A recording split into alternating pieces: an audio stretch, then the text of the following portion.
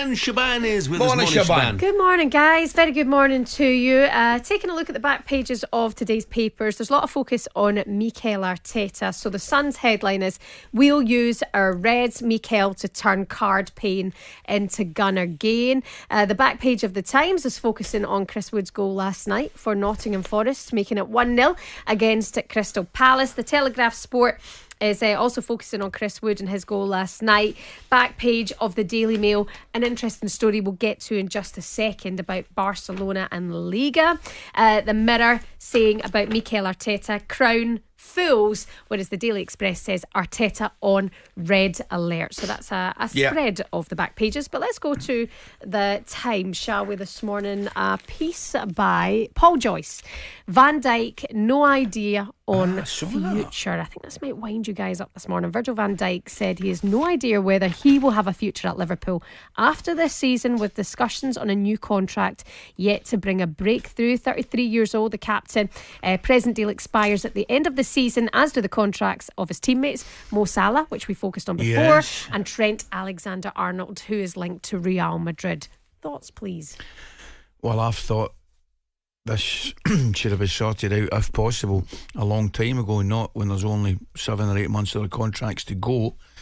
That said, so if Virgil van Dijk, I'm reading the quote here, he has no idea whether he'll have a future at Liverpool this season.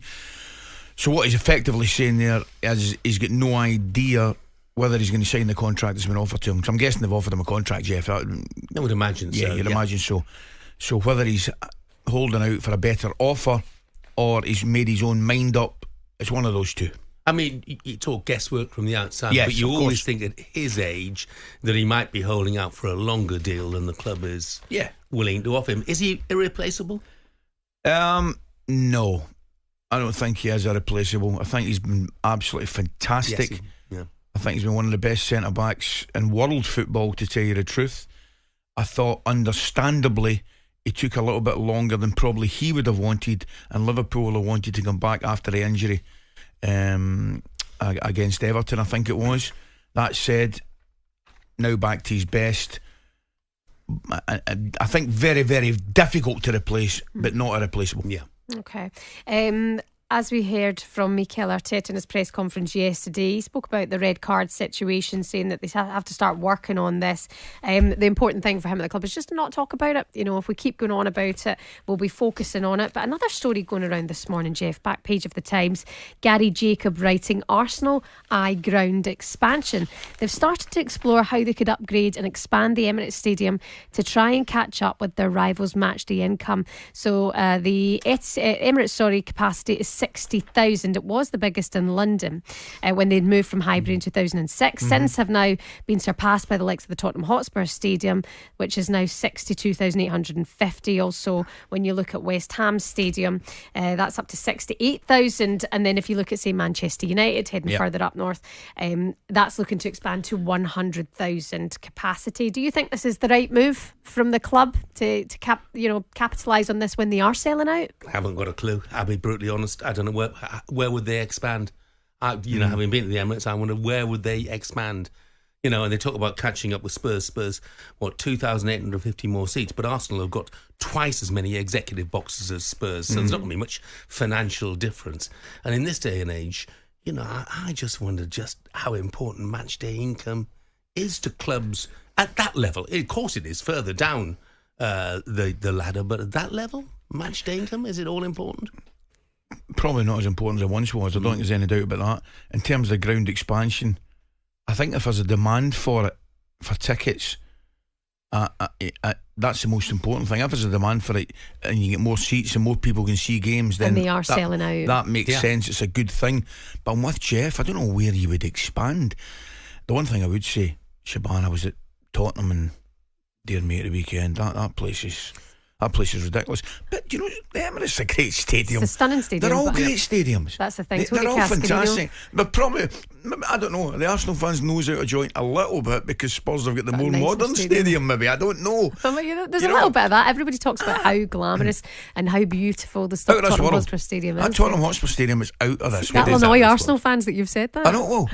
Because it'd be the same as Celtic and Rangers, but let's be honest about it. But it is. Shebahn, it's a wonderful stadium. Every visiting fan, by the way, every visiting fan thinks, well, maybe not Arsenal fans, but, other Premier League fans who go there, it's got the wow factor. Yes. They all go, wow, this is fantastic. Yeah, another story. Not great to get away from. That's the only thing. Not great to get away from. Walking for miles. Just to cheer the Arsenal fans up a wee bit. Back page of the Daily Mail for you this morning. Barcelona to play league game in the USA. So this is an exclusive piece by Mike Keegan, Pete Jensen and Craig Hope. Premier League clubs fear Spain will be the first to tap into this new market. La Liga appear to have stolen a march on the Premier League by lining up one of their fixtures to be played in the US. The Mail Sport have revealed yesterday Barcelona's home clash with Atletico Madrid is scheduled for the 22nd of December and it's going to take place in Miami.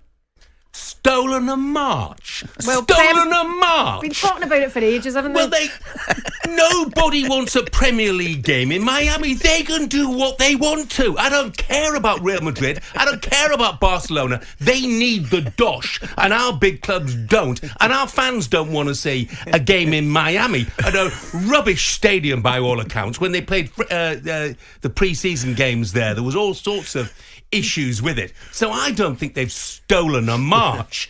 I think they've sold their fans out. Oh, how do you really feel, Jeff? I hate when you sit on the fence. I'm not going to involve I didn't sleep last night. night. It's one of those days, Ali. Buckle in. I've got myself strapped in here. And I've gone early with a lycra in the gym as well, so I've got myself strapped in. Get the life vest. He's going for it this morning. I hate to say it, Jeff, but it's a matter of time now for when the Premier League do it. I'm not convinced that's the case. talkSPORT Breakfast, waking you up Monday to Friday morning from 6 a.m. on AM, on DAB, via the talkSPORT app and on your smart speaker. talkSPORT.